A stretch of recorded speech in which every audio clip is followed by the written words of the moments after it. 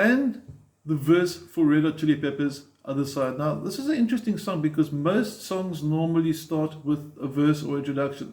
This song is unique in that it starts with the chorus, okay? So we eventually onto the verse. This is the third video, and we're going to see what to do there. Now, the rhythm starts the same. You'll notice the constant in the A minor, 1 and 2 and 3 and 4. And remember, I've been stressing, count out loud, okay? For the E minor, it's going to sound like this, 1 and 2 and 3 and 4. Now, you'll notice that there's a small, tiny 5 before the first 7 on the first beat.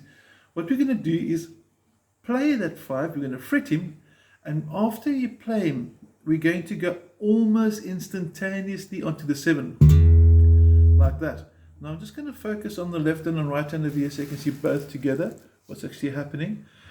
I'm picking the 5, and I'm not going to pick the 7. The pinky or the ring finger is going to hammer on the note. So you want to get this effect. Okay, so we call this hammer on, and it's a grace note. It's going to lead into it. So those two beats must actually feel like one beat. That's how come the 5 is written so small. Okay. Now I'm not going to play it the whole way through there. We're just going to do a bit of a breakdown. Remember, the trick is to get your own counting up and running. Okay. Third bar, A minor is now going to go 1 and 2 and 3 and 4 and. Okay. I'll expect you to count that out loud as well, or you can just see what I did again. And the fourth bar starts with the same. And that's an interesting note because you think, well, what's that B got to do with the E minor? Now, if you know your arpeggios and you know your minor arpeggio, this is E, and your minor arpeggio would sound like this. This note here is part of the arpeggio. And what arpeggio means is it's the notes found inside the chord. So if your guitarist is busy strumming chords, the notes you'd be hearing, if you could physically see them, would be E, G, and B. There's the E, there's the G, B.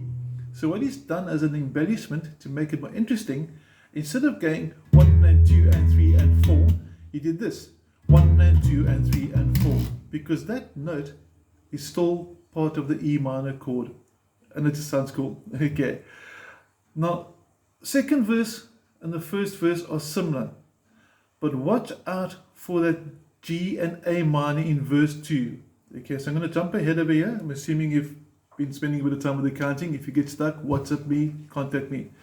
Okay, now, where it says G hold, it's going to go 1 and 2 and 3 and 4 and A minor hold, 1 and 2 and 3 and 4, so let it ring.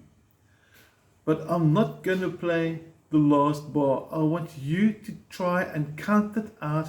Record yourself doing it in a video if you're not getting right, and send it to me so I can help you fix up your counting. Otherwise, we're not learning to read well. Okay, so I'm not trying to make a shortcut video for this. I'm trying to encourage you to count out loud. Have a look at it. There's lots of octaves used inside there. So if you're looking at the third line, of the verse 2, starting with 2 G's and 2 A minors, you start with the octave. Okay, and he jumps back down to the root note. So it's going to go 1 and 2 and 3 and 4 and. Okay, so it's got a nice little jump there. And notice the second bar starts in the octave. So you're going to have 1 and 2 and 3 and 4 and 1. Okay, so the first beat of the second bar starts on the octave G. The A minor, 1 and 2 and, again octave. So you'll notice that there's a pattern coming from octaves. Whatever note I'm playing, if I'm playing this note, A, if I come down 1, 2 strings, and I go 1, 2 frets up, the first note I started on and the note I end on are the same. They're octaves. Okay, and you'll also notice that extra note inside there that forms part of the arpeggio, as we said as well. But I don't want to get too much into arpeggios now. The aim over here is to learn the song. You've got everything you need in front of you on your PDF. I've jammed some of the individual parts. I want you to try and play it through the whole way through. And if you find yourself doing something extra and you think it sounds cool, keep doing it. Okay, that means you're creating and developing your own style. Very, very important. Nobody wants to hear somebody copy Flea, for example, but everybody was very excited to hear Flea for the first time. So let's try and get everybody to hear you for the first time. Okay, have an awesome day and take care and good luck with auditions.